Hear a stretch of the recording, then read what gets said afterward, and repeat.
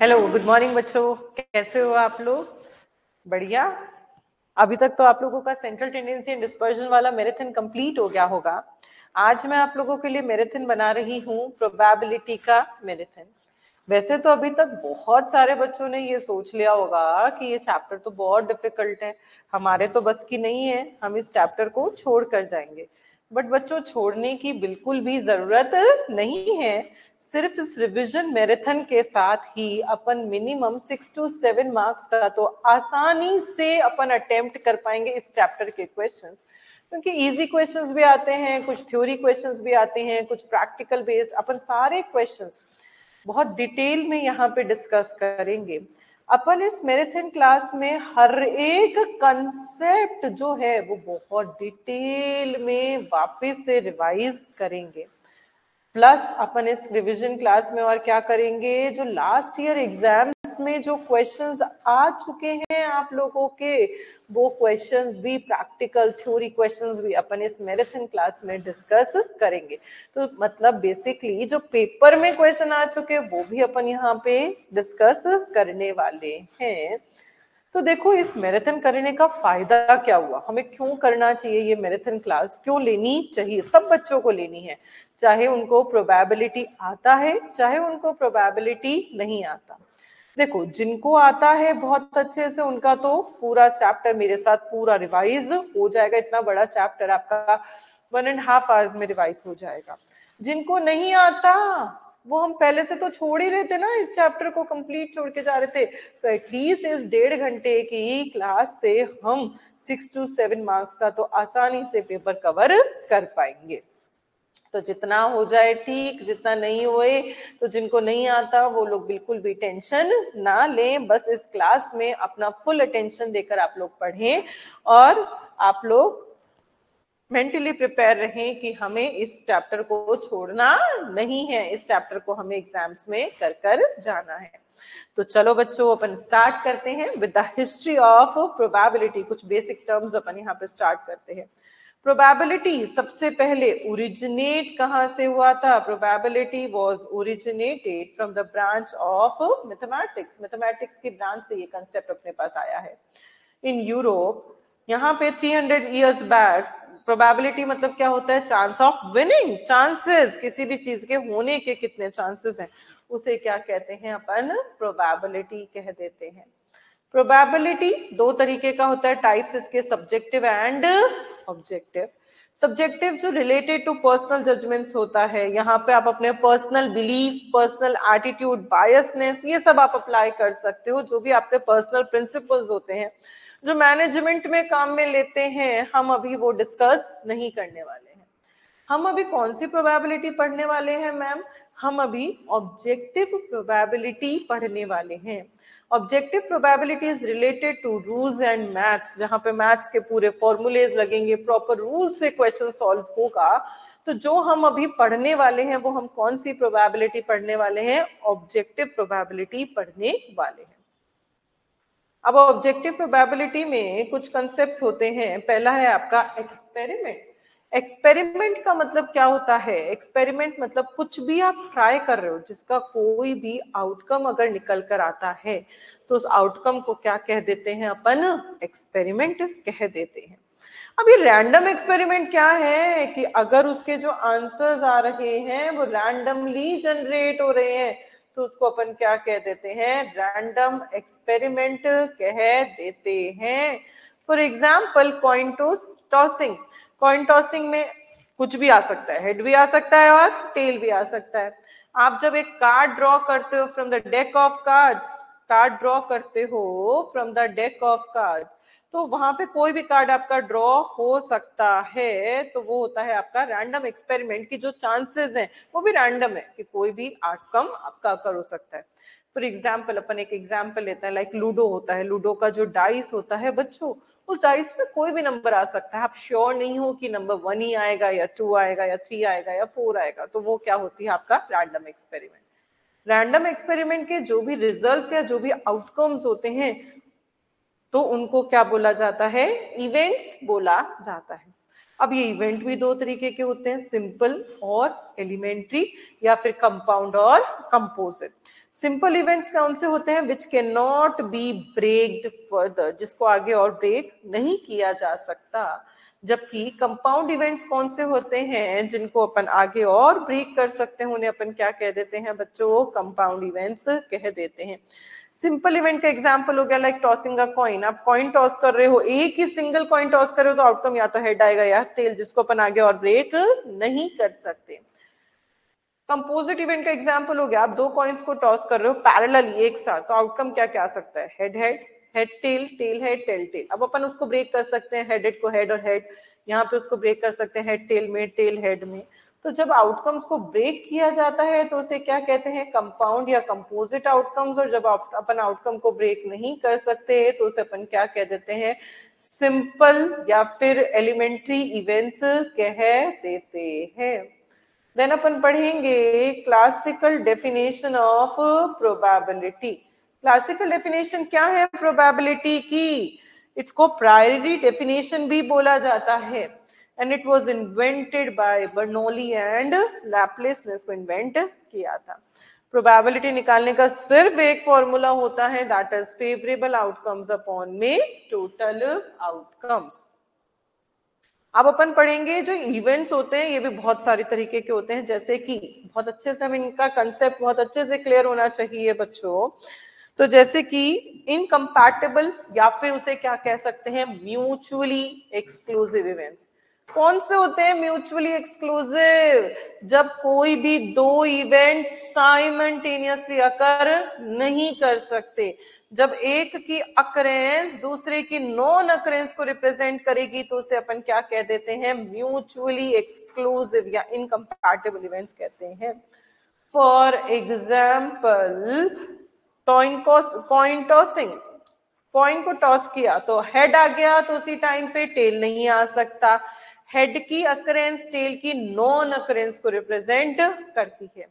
एक और एग्जांपल लेते हैं, अगर किसी क्वेश्चन का आंसर ट्रू आ गया तो उसी टाइम पे उसका आंसर फॉल्स नहीं हो सकता। हेड ट्रू की अकरेंस फॉल्स की नॉन अकरेंस को रिप्रेजेंट करती है। एक और एग्जाम्पल ले लेते हैं अपन, अगर अपना रिजल्ट पास आ रहा है तो उसी टाइम पे फेल नहीं आ सकता। पास की अकरेंस फेल की नॉन अकरेंस को रिप्रेजेंट करती है। देन अपन कौन से इवेंट्स पढ़ेंगे बच्चों? Exhaustive events. एग्जॉस्टिव इवेंट्स क्या होते हैं? जब आउटकम सिर्फ और सिर्फ उसी सेट में से आएगा, उसके बाहर का आउटकम नहीं आ सकता, तो उसे अपन क्या कह देते हैं? एग्जॉस्टिव इवेंट्स कह देते हैं। फॉर एग्जाम्पल, अगर आप कॉइन टॉस करते हो तो हेड और टेल के अलावा कोई तीसरा आउटकम नहीं आ सकता। अगर आप डाइस रोल करते हो तो 1 2 3 4 5 6, इन 6 नंबर्स के अलावा कोई भी 7th नंबर नहीं आ सकता। तो उस तरीके के इवेंट्स को क्या बोला जाता है? एग्जॉस्टिव इवेंट्स बोला जाता है। नेक्स्ट अपन करेंगे इक्वी प्रोबेबल या फिर इक्वली लाइकली इवेंट्स। ये क्या होते हैं? जब सबके आने के चांसेस सेम होते हैं, बराबर होते हैं, तो उसे अपन क्या कह देते हैं? इक्वी प्रोबेबल या इक्वली लाइकली इवेंट्स कह देते हैं। फॉर एग्जाम्पल, अगर आप एक कॉइन को टॉस करते हो तो जितने चांसेस हेड आने के होते हैं उतने ही टेल आने के होते हैं। मतलब हेड के चांसेस अगर 1/2 हैं तो टेल के भी 1/2 ही होंगे। अगर आप एक डाइस को रोल करते हो तो जितने चांसेस 1 आने के हैं उतने ही 2 आने के हैं, उतने ही 3 के, उतने ही 4 के, उतने ही 5 के, उतने ही 6 के, एंड सो ऑन। अब अपन कुछ क्वेश्चन सीखते हैं। फॉर एग्जाम्पल कॉइन टॉसिंग का। तो कॉइन टॉसिंग में बच्चों टोटल आउटकम कैसे निकाला जाता है? आप लोगों को पता है एक कॉइन के कौन से आउटकम होते हैं मैडम? या तो हेड होता है या टेल। तो एक कॉइन के कितने आउटकम होते हैं? 2। तो यहाँ पे ये वाला 2 एक कॉइन के टोटल आउटकम अपॉन वो उसकी पावर n का मतलब number of coins are tossed, आपने कितने कॉइन्स को टॉस किया है। एग्जाम्पल से सीखते हैं, अगर मैं 1 कॉइन को टॉस कर रही हूं तो टोटल आउटकम्स कितने आएंगे? 2⁻1 दैट इज 2। अगर आप 2 कॉइन्स को टॉस कर रहे हो साइमल्टेनियसली तो टोटल आउटकम्स कैसे आएंगे? 2 तो है ही, उसकी पावर कितनी हो गई? ये वाला 2, तो कितने हो गए? 4 आउटकम्स। अगर आप 3 कॉइन्स को टॉस कर रहे हो तो टोटल आउटकम्स कितने आएंगे? 2⁻3। n की वैल्यू कितनी है यहाँ पे? 3, तो टोटल आउटकम्स कितने आ गए? 8। अगर आप 4 कॉइन्स को साइमल्टेनियसली टॉस कर रहे हो तो टोटल आउटकम्स कितने आएंगे 2 रेज टू द पावर 4, तो टोटल आउटकम्स कितने हो गए आपके 16 हो गए। कॉइन टॉसिंग में इस तरीके से तो टोटल आउटकम्स निकाले जाते हैं। अब अपन सीखते हैं डाइस रोलिंग। डाइस जो आपका लूडो का डाइस होता है उसमें टोटल आउटकम, जो लूडो का डाइस होता है उसमें नंबर्स कौन से होते हैं 1 2 3 4 5 एंड 6। तो एक डाइस के कितने आउटकम्स होते हैं 6 और अब उसकी पावर n, n का मतलब नंबर ऑफ डाइस, आप कितने डाइस एक साथ रोल कर रहे हो। फॉर एग्जाम्पल 1 डाइस थ्रो किया है तो टोटल आउटकम्स कितने आएंगे 6 raise to the power 1 that is 6। अगर आपने 2 डाइस को थ्रो किया है साइमल्टेनियसली तो टोटल आउटकम्स कितने आएंगे 6 raise to the power 2 that is 36। Clear है। अब कॉइन टॉसिंग का अपन सैंपल स्पेस बनाना सीखते हैं। कॉइन टॉसिंग और सैंपल डाइस रोलिंग बहुत इंपॉर्टेंट क्वेश्चंस आते हैं बच्चों इनमें से। तो कॉइन टॉसिंग का अपन सैंपल स्पेस बनाना सीखते हैं, जैसे कि मैं आप लोगों को पहले भी पढ़ा चुकी हूँ। For example 3 coins are tossed, 3 coins को टॉस किया तो टोटल आउटकम कितने आएंगे 2 raise to the power 3 that is 8।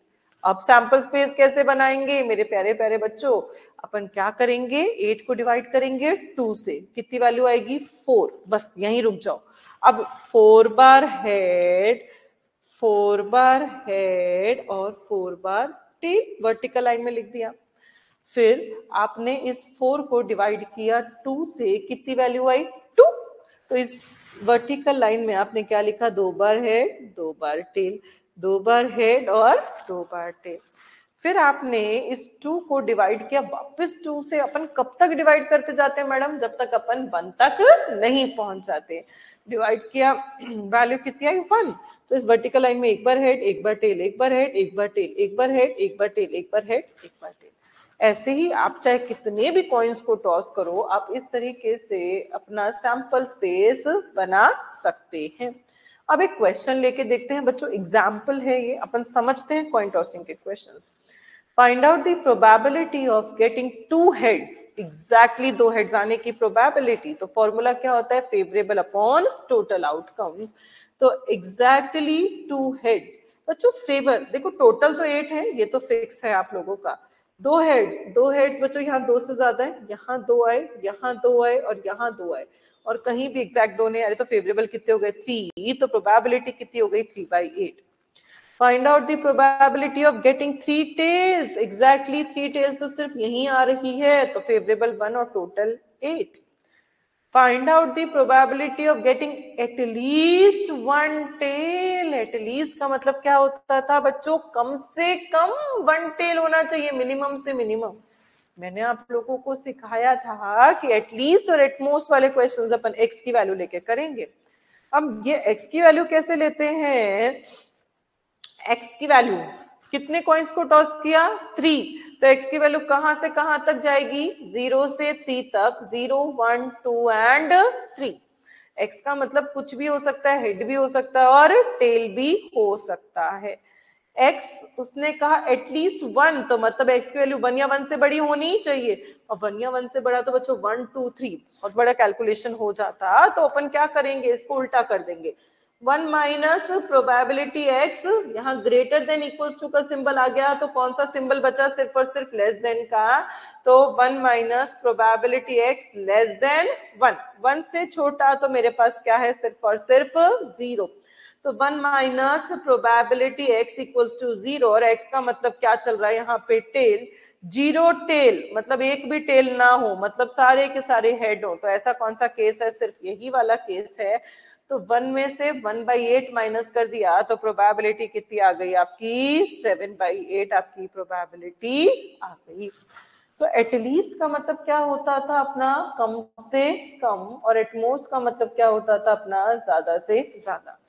और एग्जाम्पल लेके देखते हैं अपन, चाहे किसी से भी करो, चाहे इस मेथड से करो चाहे इस मेथड से करो, आंसर आपका सेम आता है, पर आपको वो वाला मेथड यूज में लेना चाहिए जिससे आपकी कैलकुलेशन छोटी होती हो। एटलीस्ट 2 हेड्स, कम से कम 2 हेड्स, तो x की वैल्यू 0 1 2 3, तो at least 2, x should be greater than equals to 2, तो x की वैल्यू या तो 2 होगी या 3 होगी। तो 2 दो हेड्स की प्रोबेबिलिटी अभी अपन ने निकाली थी, कितनी आई थी 3/8, और 3 हेड की प्रोबेबिलिटी कितनी है 1/8, तो प्रोबेबिलिटी कितनी आ गई आपकी 4/8, that is 1/2। Then at most one head, at most का मतलब ज्यादा से ज्यादा, max to max one head होना चाहिए, तो x should be less than equals to 1, x की वैल्यू 1 या 1 से छोटी होनी चाहिए, तो x की वैल्यू 0 भी हो सकती है और x की वैल्यू 1 भी हो सकती है। 0 हेड मतलब एक भी हेड ना हो, मतलब सारे के सारे टेल हो, तो सारे के सारे टेल, तो सिर्फ यही वाला केस आ रहा है, तो ये हो गया 1/8 प्लस वन हेड मतलब 2 टेल, वन हेड देखो किस किस में आ रहा है, वन हेड बच्चों इसमें आ रहा है, इसमें आ रहा है और इसमें आ रहा है, तो वन हेड की प्रोबेबिलिटी 3/8, तो प्रोबेबिलिटी कितनी हो गई 4/8, that is 1/2। Then at most 2 tail, ज्यादा से ज्यादा 2 टेल, तो x should be less than equals to 2 या फिर 1 माइनस एक्स ग्रेटर देन 2, 2 से बड़ा तो क्या है सिर्फ और सिर्फ 3, तो 3 टेल्स वाला 1 में से माइनस कर दो तो कितना आ जाएगा अपना 1 माइनस 1/8, दैट इज 7/8। क्लियर है? ये तो अपने कॉइन टॉसिंग के क्वेश्चंस हो गए।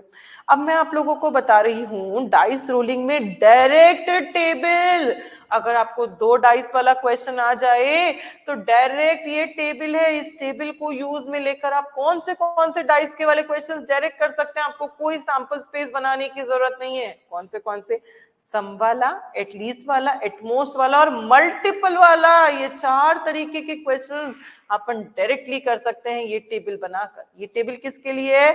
जब 2 डाइस वाला क्वेश्चन आएगा, 1 डाइस के लिए टेबल नहीं है। मैडम ये टेबल कैसे बनाई? लो बता देती हूँ टेबल कैसे बनी अपनी। एक्स का मतलब सम, दोनों डाइस का मिनिमम सम कितना आ सकता है बच्चों? 1 + 1 दैट इज 2, और 2 डाइस का मैक्सिमम सम कितना आ सकता है? 6 + 6 दैट इज 12। अब इनके बीच के सारे नंबर्स लिख दो, 3 4 5 6 7 8 9 10 11 12। अब उनकी प्रोबेबिलिटीज कैसे निकालेंगे? देखो डाइस पे नंबर्स कौन से होते हैं? 1 से 6 तक, तो मैंने नंबर्स लिख दिए सीक्वेंस में 1 2 3 4 5 6, फिर वहां तक पहुंचने के बाद वापस उल्टा चलना शुरू कर दो, that is 5 4 3 2 1 divided by total. अपन को पता है 2 डाइस को रोल करते हैं तो टोटल आउटकम्स कैसे निकालते हैं? 6 raised to the power 2 that is 36, तो डिवाइडेड बाय सबके 36 हो गया। अब ये टेबल बन गई कि सम 2 आना चाहिए तो प्रोबेबिलिटी कितनी आएगी? 1/36। सम 3 आना चाहिए तो प्रोबेबिलिटी कितनी आ जाएगी? 2/36। सम 4 आना चाहिए तो प्रोबेबिलिटी कितनी आ जाएगी? 3/36 and so on. Direct table आप काम में ले रहे हो। क्वेश्चन लेके देखते हैं अपन डाइस रोलिंग का। When 2 dice are rolled together, find out the probability of getting sum is 8, exactly 8 sum, तो बच्चों 8 sum तो 5/36 डायरेक्ट आ गया। सम 10, 10 की प्रोबेबिलिटी 3/36।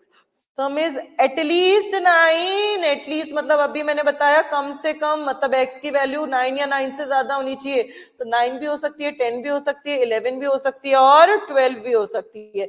इन चारों की प्रोबेबिलिटीज को अपन क्या कर देंगे यहाँ पे बच्चों? ऐड कर देंगे। सम इज एटलीस्ट 11, कम से कम 11, तो 11 और 12, 11 और 12 की प्रोबेबिलिटी को क्या कर देंगे यहाँ पे बच्चों? अपन ऐड कर देंगे। तो ये तो हो गया एटलीस्ट वाला क्वेश्चन। फिर सम इज एटमोस्ट 5, एटमोस्ट का मतलब ज्यादा से ज्यादा 5, तो x की वैल्यू 5 या 5 से छोटी होनी चाहिए, तो 5 या 5 से छोटा मतलब 2 3 4 5, इन चारों की प्रोबेबिलिटीज को आप ऐड करोगे तो सम क्या आ जाएगा आपका? एटमोस्ट 5 आ जाएगा। सम इज मल्टीपल ऑफ 5, अब ये मल्टीपल क्या होता है मैम? 5 के मल्टीपल होना चाहिए, जो भी सम आ रहा है दोनों डाइस को रोल करने के बाद उसका जो सम है वो मल्टीपल ऑफ 5 होना चाहिए। तो 5 में 5 आता है, 10 आता है, 5 का मल्टीपल 15 नहीं लेंगे। क्यों? क्योंकि डाइस का मैक्सिमम सम ही कितना होता है? 12। तो अपन 5 की प्रोबेबिलिटी एंड 10 की प्रोबेबिलिटी को ऐड कर देंगे तो सम इज मल्टीपल ऑफ 5 हो जाएगा। डायरेक्टली टेबल से अपन ने वैल्यूज लिया और पुट कर दिया। सम इज मल्टीपल ऑफ 2, तो 2 की टेबल में क्या क्या आता है? 2 4 6 8 10 12, इन सारी की प्रोबेबिलिटीज को जब आप ऐड कर दोगे तो सम क्या आ जाएगा आपका? सम आ जाएगा आपका मल्टीपल ऑफ 2 आ जाएगा। Then difference. अब बच्चों ये जो डिफरेंस वाला क्वेश्चन होता है ना, इसके लिए तो अपन को सैंपल स्पेस बनाना पड़ेगा, इसके लिए ये टेबल वर्क नहीं करती है। डिफरेंस इज 2, डिफरेंस सिर्फ 2 का आना चाहिए। तो अगर पहले डाइस पे बनाया तो दूसरे पे क्या आएगा 3, तभी उनके बीच का डिफरेंस कितने का आएगा 2 का आएगा। या इसी का वाइस वर्सा कि अगर पहले पे 3 आया और दूसरे पे 1 आएगा तो डिफरेंस कितने का आ जाएगा 2 का। या फिर पहले पे 2 दूसरे पे 4 तो डिफरेंस 2 का, या वाइस वर्सा 4 2। या पहले पे 3 और दूसरे पे 5 तो डिफरेंस 2 का, या इसी का vice versa that is 5 and 3।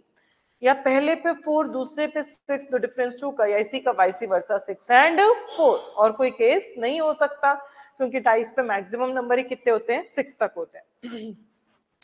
तो फेवरेबल आउटकम्स कितने आ गए 1 2 3 4 5 6 7 8 और टोटल आउटकम्स कितने हैं 36। तो प्रोबेबिलिटी कितनी आ गई आपकी 2/9।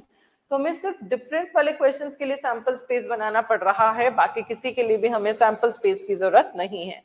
एक और एग्जाम्पल ले लेते हैं। उसने कहा डिफरेंस इज 0, 0 होना चाहिए, मतलब पहले पे 1 तो दूसरे पे भी 1, पहले पे 2 तो दूसरे पे भी 2, फर्स्ट पे 3 तो सेकंड पे भी 3, थर्ड फर्स्ट पे 4 तो सेकंड पे भी 4, फर्स्ट पे 5 तो सेकंड पे भी 5, फर्स्ट पे 6 तो सेकंड पे भी 6। तो फेवरेबल आउटकम 6 और टोटल प्रोबेबिलिटी 36। तो प्रोबेबिलिटी कितनी आ गई आपकी 1/6। अब अपन कुछ कंडीशंस पढ़ते हैं, कुछ प्रॉपर्टीज पढ़ते हैं, क्लासिकल डेफिनेशन ऑफ प्रोबेबिलिटी की। किसी भी चीज की प्रोबेबिलिटी कहां से कहां तक लाई करती है बच्चों 0 to 1 इंक्लूसिव बोथ भी ये प्रोबेबिलिटी लाई करती है। मतलब किसी चीज की सबसे छोटी प्रोबेबिलिटी क्या हो सकती है 0 और सबसे बड़ी प्रोबेबिलिटी क्या हो सकती है 1। कभी भी प्रोबेबिलिटीज नेगेटिव में नहीं आ सकती और 1 से बड़ी नहीं हो सकती।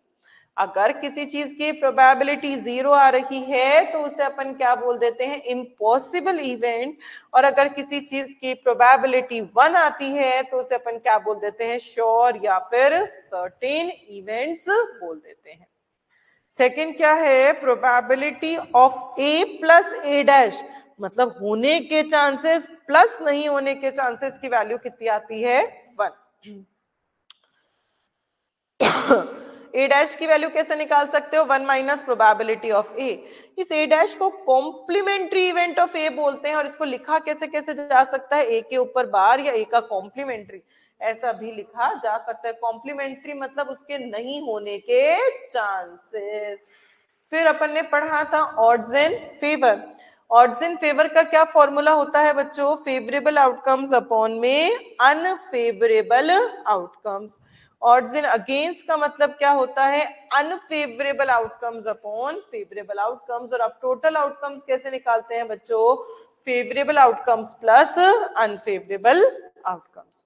आप लोगों को पता है, पता होना चाहिए कि टोटल प्रोबेबिलिटी हमेशा कितनी आती है 1, कभी भी प्रोबेबिलिटी 1 से ज्यादा नहीं आ सकती। एक एग्जांपल और लेके देखते हैं ऑड्स इन फेवर और ऑड्स इन अगेंस्ट का। A dice is thrown once, find the probability of getting multiple of 3, odds in favor of multiple of 3 and odds in against of multiple of 3। जब आप dice को role करते हो तो sample space क्या बनेगा 1 2 3 4 5 6। इस चीज की प्रोबेबिलिटी निकालने का फॉर्मूला क्या होता है फेवर अपॉन टोटल। तो मल्टीपल ऑफ 3 में तो 3 और 6 आएंगे 2 फेवरेबल, और टोटल कितने 6, तो प्रोबेबिलिटी कितनी आ गई 1/3। ऑड्स एंड फेवर का फॉर्मूला क्या होता है बच्चों फेवर अपॉन अनफेवर। तो फेवर तो यही है ना 1, और अनफेवर कैसे निकालोगे आप फेवर तो कितना है 2, और अनफेवर कैसे निकालोगे टोटल में से फेवर माइनस कर दोगे तो अनफेवर आ जाएगा। 6 में से अगर मैंने 2 माइनस कर दिया तो अनफेवर की वैल्यू कितनी आ गई 4, तो 2/4 वैल्यू कितनी आ गई 1/2। ऑड्स इन अगेंस्ट का फॉर्मूला क्या होता है इसी का उल्टा that is unfavour upon favour. Unfavour की वैल्यू कितनी थी 4 और फेवर की वैल्यू कितनी थी 2, तो ऑड्स इन अगेंस्ट की वैल्यू कितनी आ गई आप लोगों की 2 आ गई। अब अपन कुछ कार्ड्स जो ताश के पत्ते होते हैं उनके सिंबल्स समझते हैं फिर क्वेश्चंस करेंगे। एक डेक ऑफ कार्ड्स, टोटल ताश की गड्डी में एक पत्ते कितने होते हैं 52। किसी भी कार्ड्स में 4 सूट्स या 4 डिजाइन होती हैं, कौन सी आप लोगों को पता है heart diamond spade and club. Heart और डायमंड रेड कलर का होता है, spade and club black colour का होता है आप लोगों का। हार्ट मतलब पान जो अपन बोलते हैं हमेशा, डायमंड मतलब ईट, स्पेड मतलब उखुम और क्लब मतलब चिड़ी। हर ताश के पत्ते कितने कितने होते हैं? 13 13 13 13 13 होते हैं। कौन से ये 13 होते हैं? ए के क्यू जे 10 9 8 7 6 5 4 3 2। ए का मतलब क्या होता है? एस। के का मतलब क्या होता है? किंग। क्यू का मतलब क्या होता है? क्वीन। और जे का मतलब क्या होता है? जेक। अगर मेरे से पूछा जाए एक डेक ऑफ कार्ड्स में टोटल रेड कार्ड्स कितने होते हैं, तो 13 हार्ट के, 13 डायमंड के, तो टोटल 26। टोटल ब्लैक कार्ड्स कितने होते हैं? 13 स्पेड के, 13 क्लब के, टोटल 26।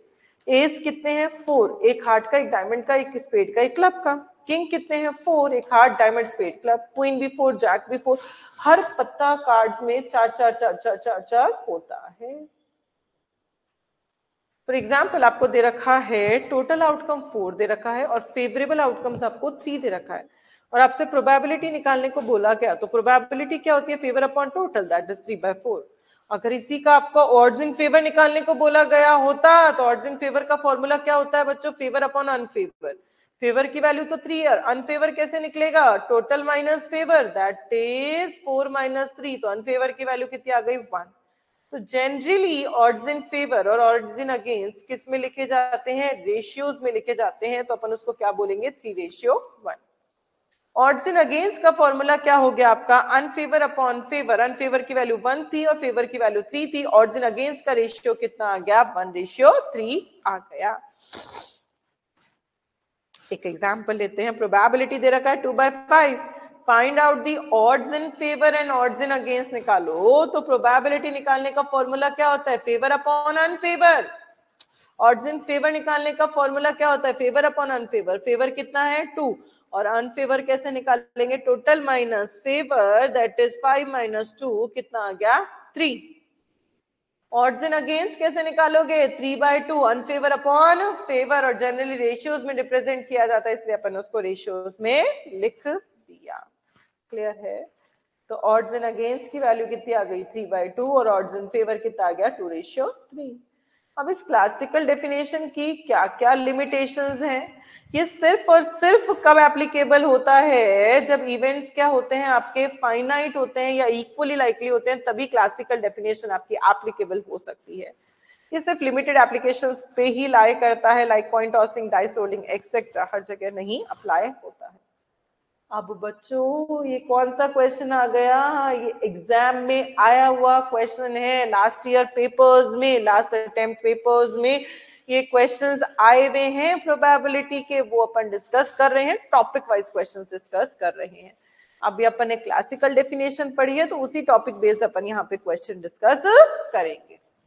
अब क्वेश्चन क्या है? एग्जाम में आया हुआ है, if a coin is tossed 5 times, then the probability of getting tail and head occurs alternatively. Coin को 5 बार उछाला और हेड और टेल कैसा आना चाहिए? ऑल्टरनेटिव, कि मतलब अगर हेड आ गया तो फिर टेल आएगा, फिर हेड आएगा, फिर टेल आएगा, फिर हेड आएगा, एंड सो ऑन।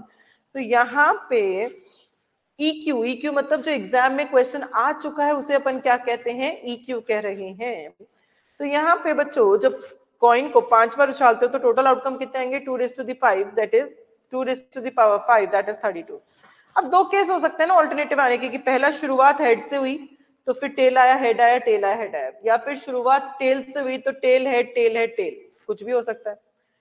कॉइन को जब एक बार उछालते हो तो हेड आने की प्रोबेबिलिटी भी 1/2 होती है, तो टेल की भी 1/2, तो हेड की 1/2, टेल की 1/2, 1/2, 1/2, 1/2, इसकी भी 1/2, 1/2, 1/2, 1/2। अब यहाँ पे इन दोनों के बीच में क्या लगा देंगे? प्लस। दोनों केस तो एक साथ हो नहीं सकते, या तो पहले हेड आ रहा है फिर टेल आ रहा है, फिर हेड आ रहा है फिर टेल आ रहा है, या फिर पहले टेल आ रहा है फिर हेड आ रहा है, फिर टेल आ रहा है, फिर हेड आ रहा है, एंड सो ऑन। तो इन दोनों को अपन ने प्लस कर दिया, तो वैल्यू निकाली 1/32 प्लस 1/32, तो आपकी प्रोबेबिलिटी कितनी हो गई? 2/32, दैट इज 1/16 आपकी प्रोबेबिलिटी आ गई। आया समझ में? क्वेश्चन क्लियर है? देन सेकंड क्वेश्चन जो एग्जाम में आया हुआ है, 2 dice are thrown simultaneously, then the probability of getting at least 5, कम से कम 5 आना चाहिए बच्चों, कम से कम 1 5 आना चाहिए। दोनों डाइस पे जो नंबर्स लिखे हैं उसका सम नहीं पूछा इसने ये पूछा है कि उन पे जो नंबर्स लिखे उन नंबर्स में से कम एक नंबर पे 5 लिखा हुआ होना चाहिए। तो जब दो डाइस को रोल करते हैं तो टोटल आउटकम्स कितने आएंगे, 6 का स्क्वायर दैट इज 36।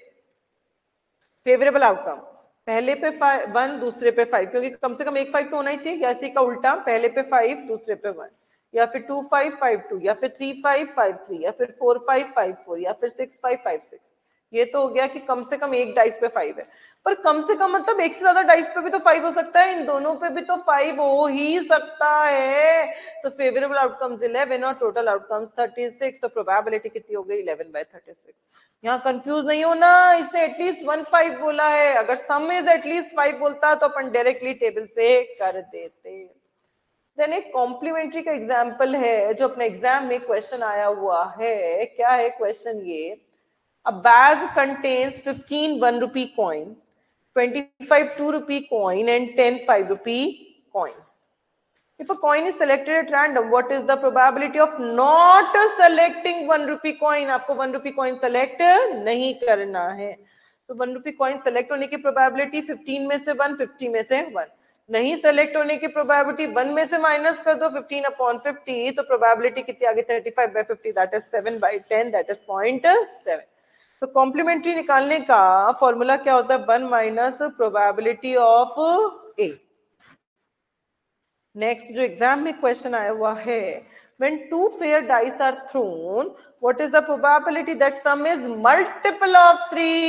ये अपन टेबल से कर सकते हैं, मल्टीपल ऑफ 3 मतलब 3 6 9 12, टेबल से इन चारों की प्रोबेबिलिटी निकाल ली और अपना आंसर आ गया। नेक्स्ट क्वेश्चन क्या है आप लोगों का, 3 identical and balanced dice are rolled, 3 dice को रोल किया, the probability that same number will appear on each of them, तीनों को रोल किया तो सेम नंबर आना चाहिए। तो अगर पहले पे 1 आया तो दूसरे पे भी 1 और तीसरे पे भी 1, पहले पे 2 तो दूसरे पे भी 2 और तीसरे पे भी 2, पहले पे 3 तो दूसरे पे भी 3 और तीसरे पे भी 3, पहले पे 4 तो सेकंड पे भी 4 और थर्ड पे भी 4, पहले पे 5 तो दूसरे पे भी 5 और तीसरे पे भी 5, पहले पे 6 तो दूसरे पे भी 6 और तीसरे पे भी 6, और टोटल आउटकम्स कैसे आएंगे, 6 raised to the power 3 that is 216। तो प्रोबेबिलिटी कितनी होगी, 6/216, दैट इज 1/36। अच्छा, कॉइन टॉसिंग में अपन को लैंग्वेज अच्छे से पढ़नी है।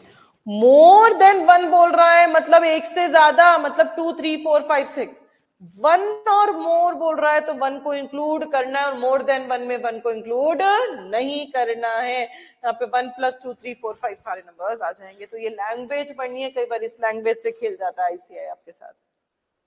चलो, a dice is rolled twice, find the probability of getting 3 या फिर 5।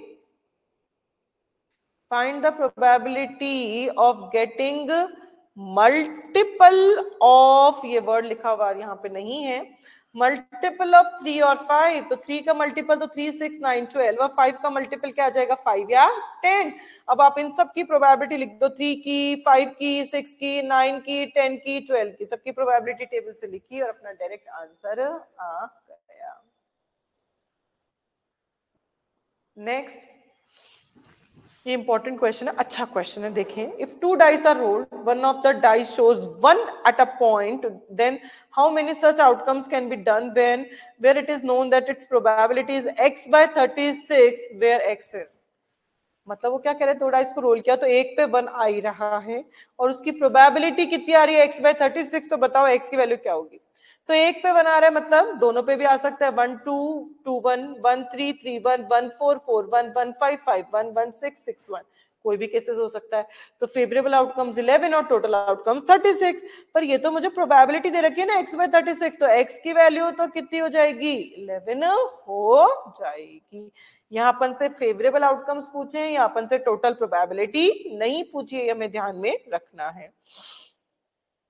नेक्स्ट जो एग्जाम में आया हुआ क्वेश्चन है, if p/q are odds in favour of an event, then probability of that event is, p/q है, अब क्या है आपका, odds in favour, that is favour upon unfavour.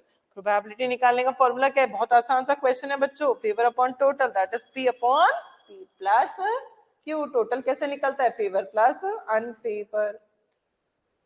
अब अपन कॉम्बिनेशन प्रोबेबिलिटी में कहां कहां काम में लेते हैं, जब सिर्फ 1 ऑब्जेक्ट चूज करना है तो कोई कॉम्बिनेशन की जरूरत नहीं है, पर अगर एक से ज्यादा ऑब्जेक्ट को चूज करना है तो आपको कॉम्बिनेशन से निकालोगे आप फेवरेबल आउटकम्स और टोटल आउटकम्स जो होते हैं वो अपन कॉम्बिनेशन से ही निकालेंगे। फॉर्मूला क्या है इसका, एनसीआर का फॉर्मूला क्या है, n factorial upon r factorial n minus r factorial. अपन एग्जाम का क्वेश्चन देखते हैं।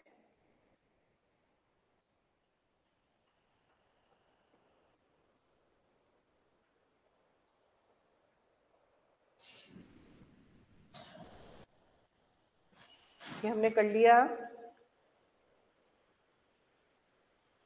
थोड़ा सा मिसप्रिंट आ रहा था ना वहां पे, थोड़ा सा ऐसा लग रहा था, इसलिए अपन यही पढ़ लेते हैं, इससे कोई वो नहीं लगेगा, आप लोगों को इजी लगेगा देखने में, समझ में आएगा सब कुछ।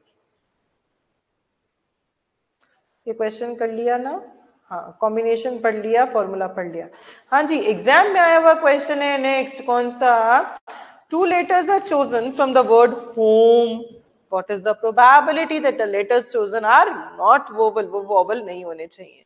तो बच्चों इसमें देखो क्या क्या कॉन्सोनेंट्स है, क्या क्या वोवल है, दो वोवल है और दो कॉन्सोनेंट है, तो वोवल नहीं होना चाहिए, मतलब दोनों के दोनों कॉन्सोनेंट्स में से ले लिया और फोर में से टू चूज कर लिया, तो अपने यहाँ कॉम्बिनेशन काम में लिया, कौन सा फॉर्मूला काम में लिया, एनसीआर। एनसीआर का फॉर्मूला क्या होता है, n factorial upon r factorial n minus r factorial.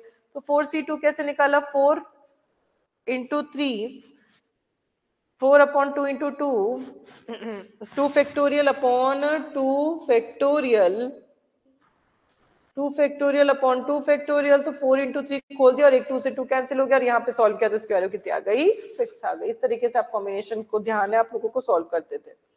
चलो नेक्स्ट एग्जाम में आया हुआ question, a basket contains 15 white balls, 25 red balls and 10 blue balls. If a ball is selected at random, then the probability of selecting not a white ball, मुझे white ball नहीं choose करनी, तो total balls कितनी है मेरे basket के अंदर, 15 plus 25 plus 10 that is 50। White ball select होने की प्रोबेबिलिटी 15 और C1 अपॉन 50 C1, और व्हाइट बॉल नहीं सेलेक्ट होने की प्रोबेबिलिटी 1 में से माइनस कर दिया, तो व्हाइट बॉल नहीं सेलेक्ट होने की प्रोबेबिलिटी कितनी आ गई, 0.7 आ गई। नेक्स्ट एग्जाम का जो क्वेश्चन है, if there are 16 phones, 10 of them are Android and 10 of them are Apple iOS, then the probability of 4 randomly selected phones to include 2 Android and 2 Apple is, 4 निकालने हैं phone जिसमें से 2 Android होना चाहिए और 2 Apple का होना चाहिए, तो 16 में से मुझे कितने चूज करने हैं, 4, तो ये तो टोटल आउटकम्स हो गए। 10 में से मुझे 10 में से मुझे 10 एंड्रॉइड में से 2 एंड्रॉइड यहाँ लेने हैं और 6 एप्पल में से 2 एप्पल आपको यहाँ लेने हैं। आप लोगों ने इसको सॉल्व किया तो आपका फाइनल आंसर कितना आ रहा है, 0.37 आपका आंसर आ गया। ठीक है, चलो नेक्स्ट अपन पढ़ते हैं set based probability. Next concept, sample space को यूनिवर्सल सेट भी बोला जाता है। जितने भी पॉसिबल आउटकम्स हैं उन सबका जो सेट होता है, जितने भी पॉसिबल आउटकम्स हैं इवेंट्स हैं उन सबका जो सेट होता है उसे क्या कहते हैं, set of random sample space. Sample points क्या होते हैं, उसके अंदर के जो एलिमेंट्स हैं रैंडम एक्सपेरिमेंट का जो इवेंट आ रहा है उनको सैंपल पॉइंट्स कहते हैं। इवेंट्स क्या होते हैं, जो सबसेट होता है सैंपल स्पेस का उसे क्या कहते हैं, इवेंट्स कहते हैं। यूनियन, यूनियन क्या होता है, यू से रिप्रेजेंट किया जाता है सारे एलिमेंट ए के बी, सारे एलिमेंट बी के बी और कॉमन वाला सिर्फ और सिर्फ एक बार आएगा, उसे क्या कहते हैं, यूनियन कहते हैं। फॉर एग्जाम्पल अपन एक डाइस रोलिंग का एग्जाम्पल ले रहे हैं, उसमें मैं 3 इवेंट्स ले रही हूँ, ऑड नंबर का, इवन नंबर का और मल्टीपल ऑफ 3 का। ए यूनियन बी, सारे ए के बी सारे बी के बी और कॉमन वाला एक बार। अगर आप ए यूनियन सी करते तो सारे एलिमेंट ए के बी, सारे एलिमेंट सी के भी और कॉमन वाला एक बार, तो 3 ऑलरेडी आ चुका है तो 3 को दोबारा नहीं लेंगे, तो ए यूनियन सी की वैल्यू कितनी हो जाएगी, 1 3 5 एंड 6 हो जाएगी। अब इंटरसेक्शन का मतलब क्या होता है, सिर्फ और सिर्फ कॉमन वाले जो एलिमेंट्स होते हैं वो इंटरसेक्शन में आते हैं। ए इंटरसेक्शन बी, उन दोनों में कुछ भी कॉमन नहीं था तो उसकी वैल्यू कितनी हो गई, 5। ए इंटरसेक्शन सी, उन दोनों में कॉमन क्या था, 3, तो उसकी वैल्यू कितनी हो गई, 3। और बी इंटरसेक्शन सी, इन दोनों में कॉमन क्या था, 6, तो इसकी वैल्यू कितनी आ गई, 6। डिफरेंस, अगर आपको डिफरेंस निकालना हो तो बच्चों उसके लिए कुछ कंडीशन फॉलो करनी पड़ती है, कम से कम पहली कंडीशन कि उनमें कोई ना कोई कॉमन एलिमेंट होना चाहिए। अगर कॉमन एलिमेंट नहीं है तो आप डिफरेंस नहीं निकाल सकते। फिर कॉमन आने के बाद elements only in A not in B, वो आप निकालते हो। अगर आप a माइनस बी निकालते हो तो उनमें कुछ भी कॉमन नहीं था तो अपन उस डिफरेंस नहीं निकाल सकते। a माइनस सी, हाँ इनमें कॉमन था, तो ये a माइनस सी मतलब एलिमेंट जो सिर्फ और सिर्फ a में हो c में ना हो, तो ऐसे कौन से एलिमेंट्स हैं, कॉमन वाला हटा दिया a में से, तो 1 और 5। b माइनस सी मतलब एलिमेंट जो सिर्फ और सिर्फ b में हो c में ना हो, जो कॉमन था b और c में से वो हटा दिया। C माइनस से एलिमेंट जो सिर्फ और सिर्फ C में हो A में ना हो, तो जो कॉमन था वो हटा दिया C में से। C माइनस बी एलिमेंट जो सिर्फ और सिर्फ C में हो B में ना हो, तो B और C में, C और B में जो कॉमन था वो हटा दिया और सिर्फ C में जो एलिमेंट था वो अपन ने रख लिया। तो ओनली A माइनस बी का फॉर्मूला क्या हो सकता है बच्चों प्रोबेबिलिटी की टर्म्स में? प्रोबेबिलिटी ऑफ A में से माइनस कर दो, जो भी उन दोनों में कॉमन है वो माइनस कर दो। इसी चीज को कैसे लिखा जा सकता है? Probability of A intersection B dash, मतलब A के एलिमेंट्स आएंगे पर B का कोई भी एलिमेंट उसी टाइम पे नहीं आएगा। B माइनस ए का फॉर्मूला क्या होता है? प्रोबेबिलिटी ऑफ B में से माइनस कर दो A इंटरसेक्शन B, उसका फॉर्मूला क्या था? A dash intersection B। ये भी लिखा जा सकता है, इसका मतलब कि सिर्फ B वाले एलिमेंट्स आएंगे और A वाले एलिमेंट्स नहीं आएंगे। A माइनस बी वाला फॉर्मूला कब काम में लेते हो? जब ओनली A लिखा हुआ दिखे। और B माइनस ए वाला फॉर्मूला आप कब काम में लेते हो? जब आपको ओनली B लिखा हुआ दिखे। जब दो इवेंट्स म्यूचुअली एक्सक्लूसिव होते हैं, याद रखना है, मतलब दोनों एक साथ अकर ही नहीं हो सकते, तो उनके बीच का इंटरसेक्शन भी कितना होता है? 0 होता है। अब कुछ प्रॉपर्टीज हैं जो ध्यान रखने की हैं। अगर 3 इवेंट्स म्यूचुअली एक्सक्लूसिव इनकम्पैटिबल होते हैं तो probability of A union B union C क्या हो जाता है? Probability of A plus probability of B plus probability of C हो जाता है। अगर तीनों के तीनों इवेंट्स एग्जॉस्टिव हैं तो A union B union C क्या हो जाएगा? 1 के बराबर हो जाएगा।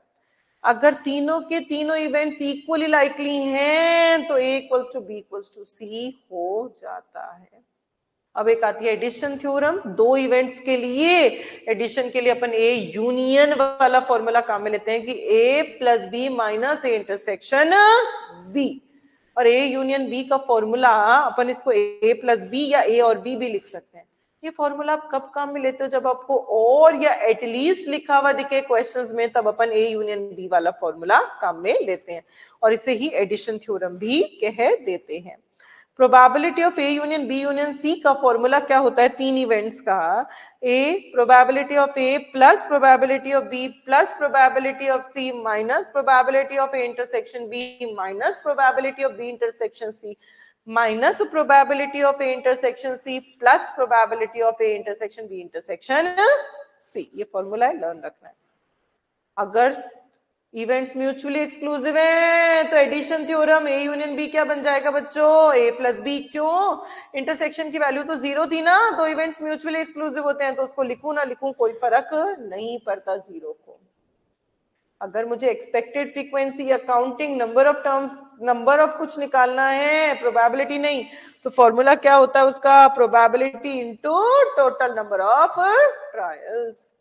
चलो एग्जाम में आया हुआ क्वेश्चन करते हैं अपन को दे रखा है probability of A 1/2, probability of B 1/3 और ए इंटरसेक्शन बी 1/4 दे रखा है, तो ए यूनियन बी क्या होगा बच्चों? कितना आसान सा क्वेश्चन है, डायरेक्ट फॉर्मूले में वैल्यूज लगा और आंसर आ जाएगा। ए यूनियन बी का फॉर्मूला क्या होता है? Probability of A plus probability of B minus probability of A intersection B. तो ए की वैल्यू पुट कर दी, बी की और ए इंटरसेक्शन वैल्यू पुट कर दी, सॉल्व किया, अपना आंसर आ गया। ये अच्छा क्वेश्चन है। The probability that a leap year has 53 Wednesdays। अब ये लीप ईयर कौन सा होता है बच्चों? जिसमें आम साल से एक दिन ज्यादा होता है, नॉर्मल ईयर से एक दिन ज्यादा होता है। नॉर्मल ईयर में क्या कंपोजिशन होता है? 52 वीक्स तो कंप्लीट होता है और 1 डे एक्स्ट्रा बच जाता है। लीप ईयर में 52 वीक्स कंप्लीट होते हैं और आपके 2 दिन एक्स्ट्रा में बच जाते हैं। अब वो 2 दिन कौन से हैं? सीक्वेंस में तो आएंगे ना वो दोनों दिन, कोई भी हो सकते हैं, Sunday Monday, Monday Tuesday, Tuesday Wednesday, Wednesday Thursday, Thursday Friday, Friday Saturday, Saturday Sunday, कोई भी हो सकते हैं वो दोनों दिन। अब उसने वेनेसडे पूछा है तो वेनेसडे 2 बार आ रहा है, फेवरेबल 2 और टोटल आउटकम्स कितने निकले? 7, तो प्रोबेबिलिटी कितनी आ गई? 2/7। लीप ईयर के केस में बच्चों वो कोई भी डे पूछ ले, Sunday, Monday, Tuesday, Wednesday, Thursday, Friday, Saturday, कोई भी दिन पूछ ले, हर बार उसकी प्रोबेबिलिटी कितनी आएगी 2/7, क्योंकि हर बार दो बार आ रहे हैं सारे डेज। और बिना लीप ईयर नॉर्मल वाला क्वेश्चन पूछ ले और फिर वो कोई भी दिन पूछ ले, Sunday, Monday, Tuesday, Wednesday, Thursday, Friday, Saturday, तो उसकी प्रोबेबिलिटी हमेशा कितनी आएगी बच्चों? 1/7 आ जाएगी। अब एक एग्जाम्पल लेते हैं, अपन ने इतनी सारी प्रॉपर्टीज देखी, उनका अपन एक एग्जाम्पल लेके देखते हैं।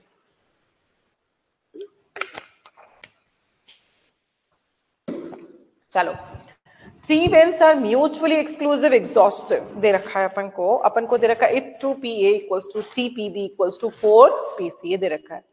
मुझे क्या क्या निकालना है? probability of A, odds in favor of B, odds in against of C and complementary event of B, ये सब निकालना है। बच्चों अपन को पता है जब 3 इवेंट्स म्यूचुअली एक्सक्लूसिव होते हैं तो A union B union C क्या हो जाता है? A plus B plus C हो जाता है। तीनों एग्जॉस्टिव हैं तो A union B union C क्या हो जाता है? 1। इन दोनों को देखते हुए मैं क्या ऐसा लिख सकती हूँ? 1 equals to A plus B plus C. हाँ मैडम लिख सकते हो। अब उसने कहा फाइंड करो प्रोबेबिलिटी ऑफ ए, तो आप क्या करो, सबको एक ही टर्म्स में लिख दो। 1 इक्वल्स टू प्रोबेबिलिटी ऑफ ए को तो प्रोबेबिलिटी ऑफ ए रहने तो कोई कुछ भी मत बदलो। आपको दे रखा है 2PA इक्वल्स टू 3PB, तो PB की वैल्यू कितनी हो जाएगी? 2/3 ऑफ PA, तो PB की जगह क्या लिख दिया? 2/3 ऑफ PA। आपको दे रखा है 4PC इक्वल्स टू 2PA और आपको PC की वैल्यू निकालनी है तो कितनी आएगी? 2/4 ऑफ PA आपने लिख दिया। एलसीएम लिया तो एलसीएम लेके सॉल्व किया तो प्रोबेबिलिटी ऑफ A की वैल्यू कितनी आई? 12/26, उसको कट करके निकाला तो आपका आंसर कितना आ गया? 6/13 आपका आंसर आ गया। ठीक है, अब odds in favour of B, तो ऑड्स इन फेवर के लिए मुझे सबसे पहले प्रोबेबिलिटी ऑफ बी पता होना चाहिए। तो प्रोबेबिलिटी ऑफ बी कैसे निकलेगा? 2/3 इंटू प्रोबेबिलिटी ऑफ ए निकाल चुकी हूँ, वो मैंने वैल्यू पुट करी तो प्रोबेबिलिटी ऑफ बी आ गया। प्रोबेबिलिटी ऑफ सी कैसे निकलेगा? 2/4 इंटू मैंने प्रोबेबिलिटी ऑफ ए की वैल्यू पुट कर दी तो मेरा प्रोबेबिलिटी ऑफ सी आ गया। अब अपन आराम से निकाल सकते हैं। Odds in favour of B के लिए प्रोबेबिलिटी ऑफ बी तो कितना है? 4/13, मुझे पता है। फेवर का formula favour upon unfavour, favour क्या है? 4 और अनफेवर क्या, कैसे निकालते हो? Total minus favour, that is 13 minus 4, कितना आ जाएगा? 9। तो ऑड्स इन फेवर की वैल्यू कितनी हो गई? 4:9। Odds in against of C, against का फॉर्मूला क्या होता है? प्रोबेबिलिटी ऑफ सी कितना दे रखा है? 3/13 और अगेंस्ट का फॉर्मूला क्या है? Unfavour upon favour. तो अनफेवर कैसे निकाला आपने? Total minus favour, that is 13 minus 3, तो अनफेवर आ गया 10 और फेवर 3 है, तो ऑड्स इन अगेंस्ट की वैल्यू कितनी हो गई? 10:3 उसकी वैल्यू हो गई। अगर आप निकालोगे कॉम्प्लीमेंट्री इवेंट ऑफ बी तो बी डैश निकालना है तो 1 माइनस प्रोबेबिलिटी ऑफ बी। आपके पास प्रोबेबिलिटी ऑफ बी आ चुका है, उसको 1 में से माइनस करोगे तो आपका कॉम्प्लीमेंट्री इवेंट ऑफ बी आ जाएगा। चलो एक अच्छा क्वेश्चन है, ये करते हैं, अच्छा है, अच्छे से समझना है। कई बार क्या होता है एग्जाम में बच्चों कि आईसीएस सेम क्वेश्चन रिपीट कर देता है। अगर इनमें से कोई क्वेश्चन आ गया तो कई बार हमें आंसर ध्यान रह जाता है तो हम डायरेक्टली वो आंसर पे भी टिक लगाए आते हैं। इसीलिए इस लेक्चर को फुल एनर्जी के साथ देखें और पूरा माइंड खोल कर अपन इस लेक्चर को देखें। जब आपका माइंड एक्टिवली वर्क कर रहा हो तभी अपन ये लेक्चर, ये मैराथन अपन देखें। चलो अच्छा क्वेश्चन है। Probability of A union B कितना दे रखा है? 0.8। Probability of A intersection B कितना दे रखा है? 0.3। और मुझे क्या निकालना है? Probability of A dash plus probability of B dash. कैसे निकालेंगे बच्चों? ए यूनियन बी का फॉर्मूला क्या होता है? A plus B minus A intersection B. आपको जो जो वैल्यूज दे रखी है वो पुट कर दी तो ए प्लस बी की वैल्यू कितनी आ गई? ये 0.3 इधर गया, प्लस का हो गया, तो ये वैल्यू कितनी आ गई? 1.1। अब प्रोबेबिलिटी ऑफ ए डैश निकालने का फॉर्मूला क्या होता है? 1 minus probability of A. Probability of B dash निकालने का फॉर्मूला क्या होता है? 1 माइनस प्रोबेबिलिटी ऑफ बी, और मुझे इन दोनों का एडिशन निकालना है यहाँ पे, तो मैंने पुट कर दिया 1 minus probability of A plus 1 minus probability of B. तो ये कितना हो गया? 2 माइनस कॉमन ले लिया तो अंदर आ गया probability of A plus probability of B. और probability of A plus probability of B की वैल्यू तो अपन ऑलरेडी निकाल चुके हैं, कितनी आई थी? 1.1, 2 में से माइनस कर दिया तो A dash plus B dash की वैल्यू कितनी आ गई? 0.9 आ गई। अच्छा क्वेश्चन है बच्चों, अच्छे से करना ये वाला क्वेश्चन। चलो नेक्स्ट एग्जाम का क्वेश्चन हम कर रहे हैं। If A B C are 3 mutually exclusive and exhaustive events दे रखे हैं such that probability of A कितना है 2pb और equals to 3pc के बराबर है और what is probability of B, जो भी अपन ने एग्जांपल किया था ना उसका फर्स्ट पार्ट जैसा सा क्वेश्चन है। अगर तीनों इवेंट्स म्यूचुअली एक्सक्लूसिव हैं तो A union B union C क्या हो जाएगा, A plus B plus C हो जाएगा। अगर तीनों इवेंट्स एग्जॉस्टिव हैं तो A union B union C क्या हो जाएगा 1, तो अपन कैसे लिख सकते हैं 1 equals to A plus B plus C। मुझे दे रखा है प्रोबेबिलिटी ऑफ ए 2pb के बराबर, तो मैंने ए की जगह 2pb लिख दिया, पीबी को पीबी रहने दिया। मुझे दे रखा है 3pc इक्वल्स टू 2pb, तो pc की वैल्यू कितनी आ जाएगी 2/3 ऑफ pb। तो बेसिकली अपन उस टर्म्स में लिखते हैं सारी वैल्यूज जो निकालनी होती है, तो सबको pb के टर्म्स में लिखोगे और pb को pb ही रहने दोगे, उसको चेंज नहीं करोगे। एलसीएम लिया, सॉल्व किया, तो pb की वैल्यू कितनी आ गई आपकी 3/11 आ गई। अब एक एग्जाम्पल सीख रहे हैं बच्चों अपन। A number is selected from first 20 natural numbers. First 20 natural numbers में से कोई भी एक नंबर अपने उठाया। Find the probability that the number would be divisible or multiple. कुछ भी लिखा हुआ आ जाए, दोनों का क्वेश्चन सेम तरीके से होते हैं, by 4 और 5। तो जब और आता है तो बच्चों कौन सा फॉर्मूला काम में लेते हैं, यूनियन। तो probability of A union B का फॉर्मूला क्या होता है, A plus B minus A intersection B. Probability of A मतलब ऐसे कितने नंबर्स होंगे जो 4 से डिविजिबल होंगे। तो बच्चों कैसे निकालते हैं उसका फेवरेबल आउटकम्स, कैसे निकालते हैं 20, क्योंकि 20 में से निकालना था, डिवाइडेड बाय 4। अगर ये वैल्यू डेसिमल में आती है ना बच्चों, यहाँ तो नहीं आ रही एग्जाम्पल में, पर अगर आती है तो डेसिमल से पहले जो भी लिखा है ना उतने फेवरेबल आउटकम्स हो जाते हैं। तो favourable outcomes upon total outcomes तो हमेशा कितने रहेंगे 20। प्रोबेबिलिटी ऑफ बी कितना आएगा, मतलब ऐसे कितने नंबर्स होंगे जो 5 से डिविजिबल होंगे, दैट इज 20/5। तो अगर डेसिमल वाली वैल्यू आती है तो डेसिमल से पहले जो लिखा है उतने फेवरेबल आउटकम्स, तो मेरे फेवरेबल आउटकम्स यहाँ कितने आ रहे हैं 4, तो प्रोबेबिलिटी कितनी हो गई favour upon total, that is 4/20। अब इंटरसेक्शन बी निकालो 4 into 5, तो 4 into 5 सेम तरीका निकालने का, 20 डिवाइडेड बाय 4 into 5, तो फेवरेबल आउटकम्स कितने आ गए 1, तो प्रोबेबिलिटी कितनी हो गई 1/20। अब आपने फॉर्मूले में पुट कर दिया, probability of A union B is equals to probability of A plus probability of B minus probability of A intersection B। आपने सॉल्व किया तो आपका आंसर कितना आ गया 2/5 आ गया। एक और एग्जाम्पल लिखे देखते हैं। If probability of A union B अपन को 2/5 दे रखा है, प्रोबेबिलिटी ऑफ ए अपन को 1/2 दे रखा है और प्रोबेबिलिटी ऑफ बी मुझे 1/4 दे रखा है। मुझे ओनली ए वुड अकर निकालना है, तो ओनली ए के लिए बच्चों फॉर्मूला कौन सा काम में लेंगे, ए माइनस बी वाला। पर मुझे ए यूनियन बी दे रखा है तो उसका फॉर्मूला क्या होता है, A plus B minus A intersection B. सारी वैल्यूज पुट की तो ए इंटरसेक्शन बी की वैल्यू निकाली, तो वो वैल्यू कितनी आ गई 7/20 आ गई सॉल्व करने से। ओनली ए मतलब मुझे ए माइनस बी निकालना है। Probability of A minus B का फॉर्मूला होता है ए में से माइनस कर दो जो भी उन दोनों में कॉमन है। तो ए की वैल्यू दे रखी है, कॉमन की वैल्यू अपन ने निकाल ली, तो सॉल्व किया तो ओनली ए वुड अकर की वैल्यू कितनी आ गई अपनी 3/20 आ गई। नेक्स्ट अपन करेंगे कंडीशनल प्रोबेबिलिटी, या फिर अपन टॉपिक कर रहे हैं ये compound theorem of probability. When two events cannot occur simultaneously, जब दो इवेंट एक साथ नहीं होते थे तो उस तरह की प्रोबेबिलिटी को क्या बोलते थे, अनकंडीशनल या फिर मार्जिनल प्रोबेबिलिटी। जब दो इवेंट साइमल्टेनियसली अकर करते हैं तो उसे कंपाउंड या फिर कंडीशनल प्रोबेबिलिटी बोल देते हैं। जब दो इवेंट एक साथ अकर नहीं हो सकते तो उसे अनकंडीशनल बोलते हैं, और जब दो इवेंट एक साथ अकर हो जाते हैं तो उसे कंडीशनल प्रोबेबिलिटी बोल देते हैं। दोनों इवेंट एक साथ अकर हो रहे हैं मतलब उसको किससे डिनोट कर रहे हो, ए इंटरसेक्शन बी से। अब दो तरीके के इवेंट्स हो सकते हैं जब एक साथ अकर होते हैं, या तो वो डिपेंडेंट या फिर वो इंडिपेंडेंट। डिपेंडेंट जब एक की अकरेंस दूसरे पे डिपेंड करती है उसे डिपेंडेंट इवेंट कहते हैं, यहां कंडीशनल प्रोबेबिलिटी एप्लीकेबल नहीं होती। और इंडिपेंडेंट इवेंट्स में डिपेंडेंट इवेंट्स में कंडीशनल प्रोबेबिलिटी एप्लीकेबल होती है और इंडिपेंडेंट में कोई कंडीशनल प्रोबेबिलिटी एप्लीकेबल नहीं होती है। डिपेंडेंट इवेंट्स जब एक की अकरेंस दूसरे पे डिपेंड करती हो, और इंडिपेंडेंट जब एक की अकरेंस किसी भी दूसरे पे डिपेंड नहीं करती। अब डिपेंडेंट इवेंट्स में दो फॉर्मूले होते हैं, प्रोबेबिलिटी ऑफ ए स्लैश, इस स्लैश को कैसे रीड करते थे बच्चों, गिवन। तो probability of A given B, उसका फॉर्मूला क्या होता है, probability of A intersection B divided by, यहाँ बाद में क्या लिखा है बी, तो divided by probability of B. Condition सिर्फ एक होती है कि जो बी है वो जीरो से बड़ा होना चाहिए, मतलब वो कभी भी जीरो नहीं हो सकता, वो इम्पॉसिबल इवेंट नहीं हो सकता। क्यों, अगर इसकी वैल्यू जीरो हो गई तो पूरा फॉर्मूला किस में कन्वर्ट हो जाएगा, इनफाइनाइट में कन्वर्ट हो जाएगा।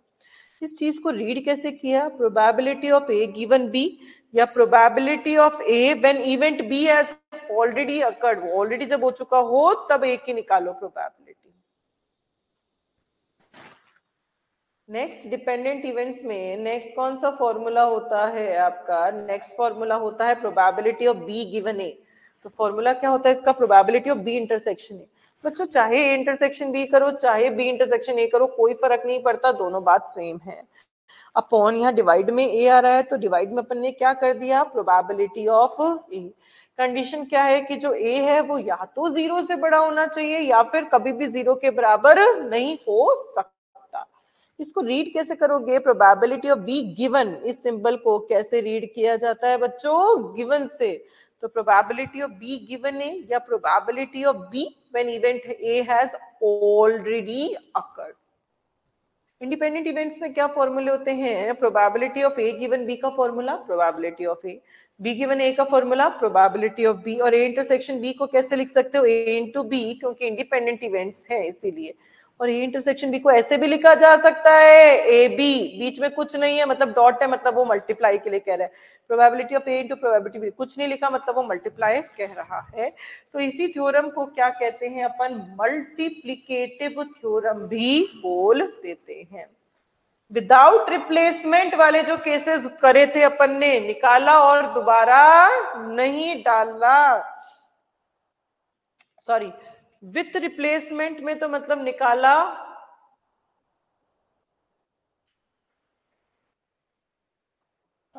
विदाउट रिप्लेसमेंट, कोई पत्ता निकाला और उसको दोबारा नहीं डाला। तो जब दोबारा नहीं डालते थे तो जब अगली बार निकालेंगे तो वो डिपेंड करेगा पहले आप क्या निकाल चुके हो, उसी पे तो डिपेंड करेगा अगली बार वाला। तो विदाउट रिप्लेसमेंट वाले क्वेश्चंस डिपेंडेंट इवेंट के होते थे, और in case of with replacement निकाला और दोबारा डाल दिया, फिर जब दोबारा से ड्रॉ करोगे तो फर्क ही नहीं पड़ता कि पहले क्या निकाला था, क्योंकि हमेशा total number of outcome same रहेंगे। तो विथ रिप्लेसमेंट वाले केस में अपन हमेशा इंडिपेंडेंट इवेंट्स को यूज में लेते हैं।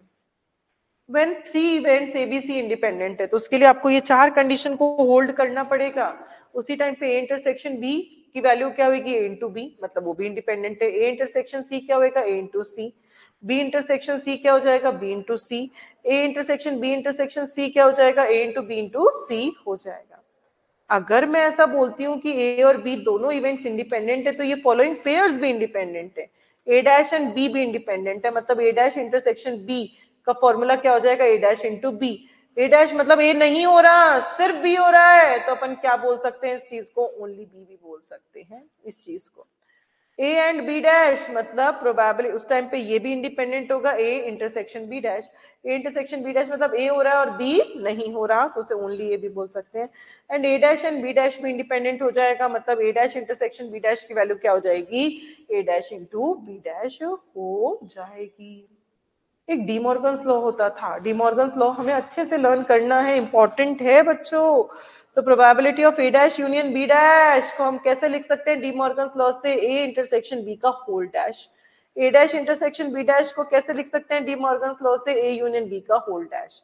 अगर कोई एटलीस्ट वाला क्वेश्चन आ जाए तो उसको आप कैसे कर सकते हो, इजी तरीका क्या है, one minus A dash into B dash into C dash and so on. अगर आपको ऐसा निकालना, ये कैसे निकालना मैंने डिराइव करके दिखाती हूँ। A union B union C का डैश का फॉर्मूला अपन डी मॉर्गन्स लॉ से कैसे लिख सकते हैं, A dash intersection B dash intersection C dash. देखो अपन ने वहां जो 3 वाला फॉर्मूला पढ़ा था वो थोड़ा डिफिकल्ट था, उसकी कैलकुलेशन इजी करने के लिए अपन ये पढ़ रहे हैं।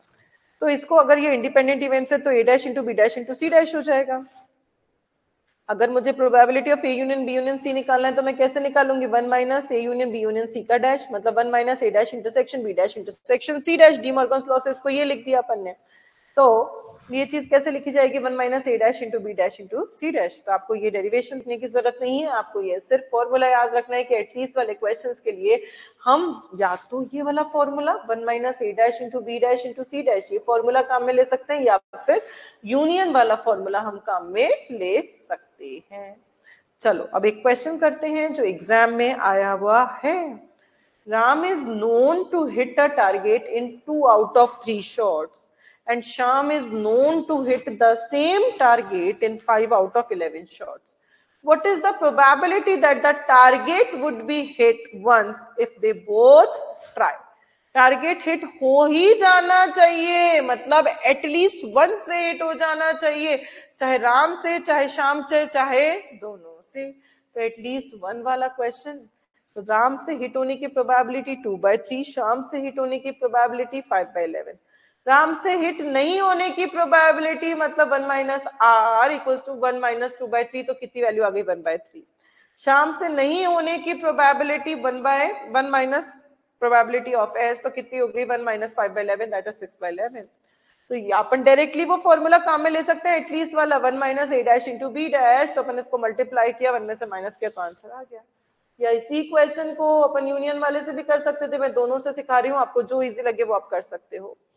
तो आर या एस, तो R plus S minus R intersection S. R की वैल्यू पता है, एस की पता है, ये इंटरसेक्शन मतलब ये इंडिपेंडेंट इवेंट है ना, दोनों अपना अलग अलग शॉट्स लगा रहे हैं, इंडिपेंडेंट, कोई भी किसी पे डिपेंड नहीं करता। तो आर इंटरसेक्शन एस की वैल्यू कितनी हो जाएगी, आर इंटू एस हो जाएगी। आपने इसको सॉल्व किया तो भी आपका आंसर वही आया। तो एटलीस्ट वाला क्वेश्चन अपन दोनों तरीके से सॉल्व कर सकते हैं। चलो नेक्स्ट क्वेश्चन, ये भी क्वेश्चन अपना एग्जाम में आया हुआ है बच्चों, अपन पढ़ रहे हैं। A speaks truth in 75% of the cases and B speaks truth in 80% of the cases. In what percentage both are likely to contradict each other? Contradict का मतलब दोनों अपोजिट बोल रहे हैं, अगर एक सच बोल रहा है तो दूसरा झूठ बोल रहा है, और अगर एक झूठ बोल रहा है तो दूसरा सच बोल रहा है। ए के सच बोलने की प्रोबेबिलिटी 0.75, तो सच नहीं बोलने की प्रोबेबिलिटी 0.25।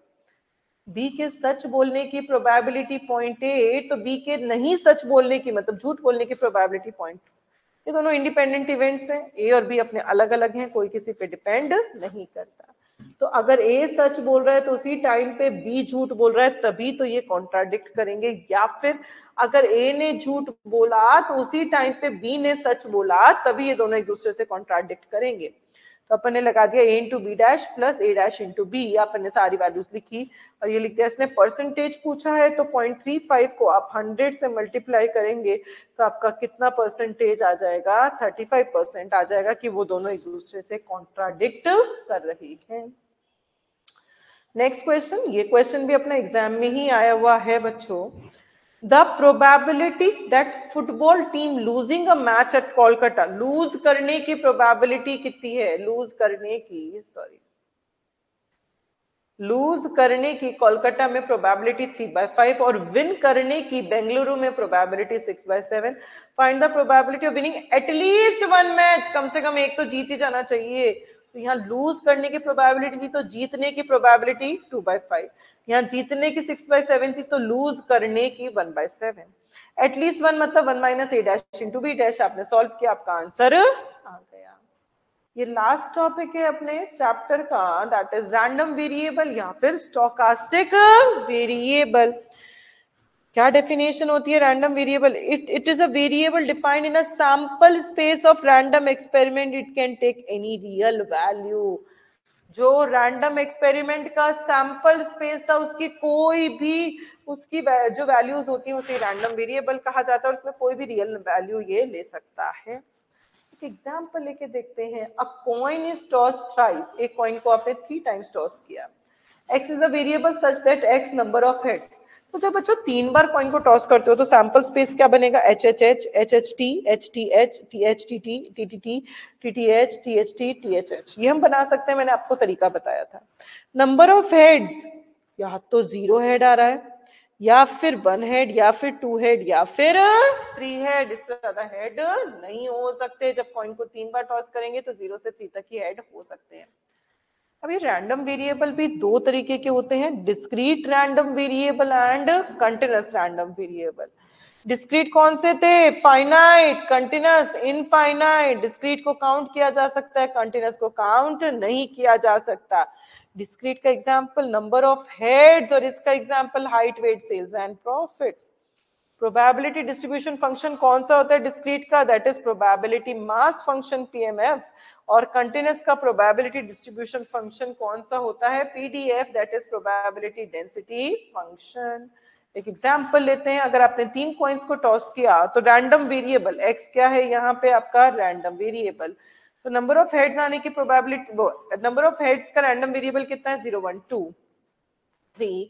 और उसकी प्रोबेबिलिटी, एक भी बार हेड नहीं आए उसकी प्रोबेबिलिटी 1/8, 1 बार हेड आए उसकी प्रोबेबिलिटी 3/8, 2 बार हेड आए उसकी प्रोबेबिलिटी 3/8 और 3 बार हेड आए उसकी प्रोबेबिलिटी 1/8। आपको पता है टोटल प्रोबेबिलिटी कितनी होती है? 1। अगर अपन इन सारी प्रोबेबिलिटीज को ऐड करेंगे तो वैल्यू कितनी आनी चाहिए? अपनी 1 आनी चाहिए।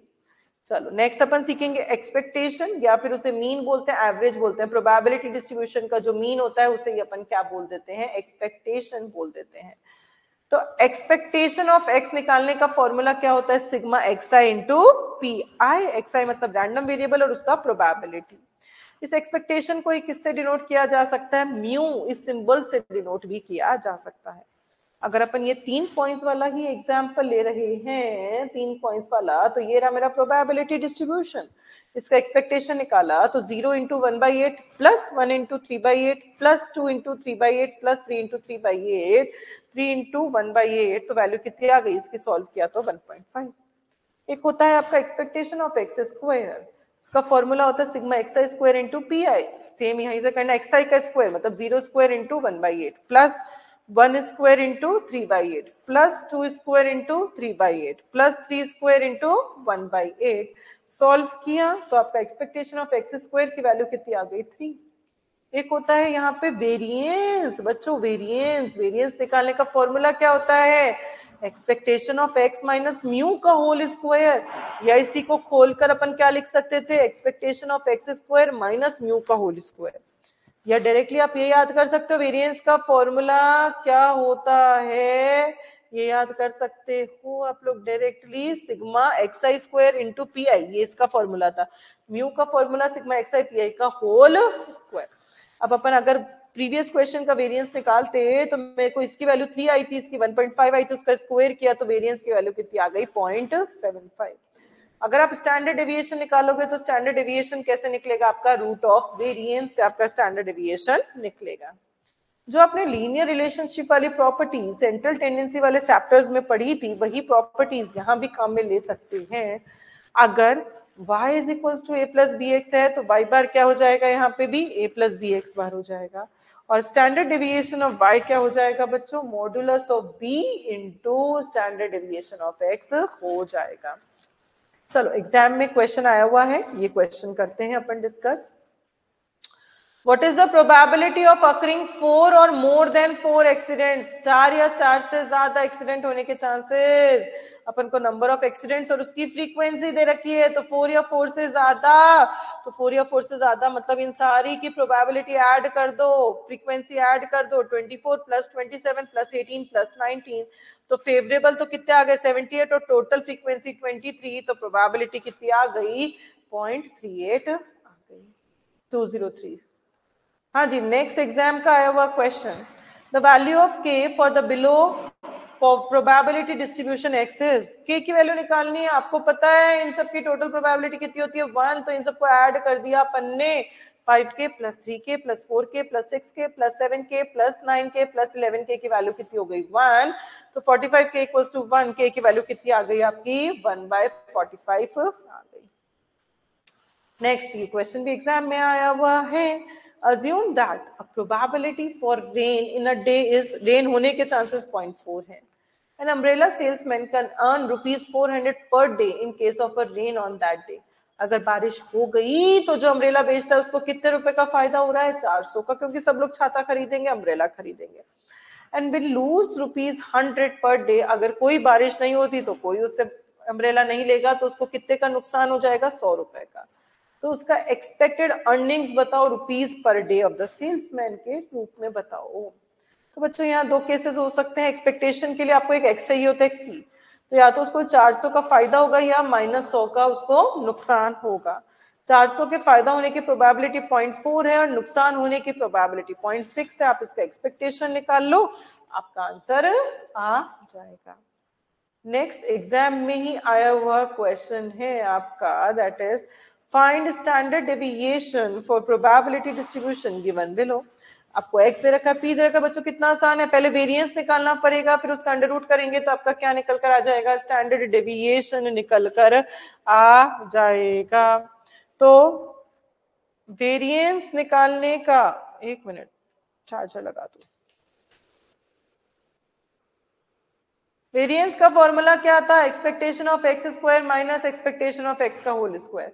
इसका फॉर्मूला क्या था, एक्सपेक्टेशन ऑफ एक्स का sigma x i into p i. तो आपने निकाला डायरेक्टली कैलकुलेटर पे 1 into 0.15 M plus 2 into 0.25 M plus 4 into 0.2 M plus 5 into 0.3 M plus 6 into 0.1 M plus MRC किया तो आपका एक्सपेक्टेशन ऑफ एक्स आ गया। Expectation of x square sigma, क्या फॉर्मूला होता है एक्सपेक्टेशन ऑफ एक्स स्क्वायर का, अभी किया था, सिग्मा एक्स आई स्क्वायर को पी आई से मल्टीप्लाई करवा दो। तो 1 square into 1 into 1 into 0.15 M plus 2 into 2 into 0.25 M plus 4 into 4 into 0.2 M plus 5 into 5 into 0.3 M plus 6 into 6 into 0.1 M plus MRC किया तो एक्सपेक्टेशन ऑफ एक्स स्क्वायर आ गया।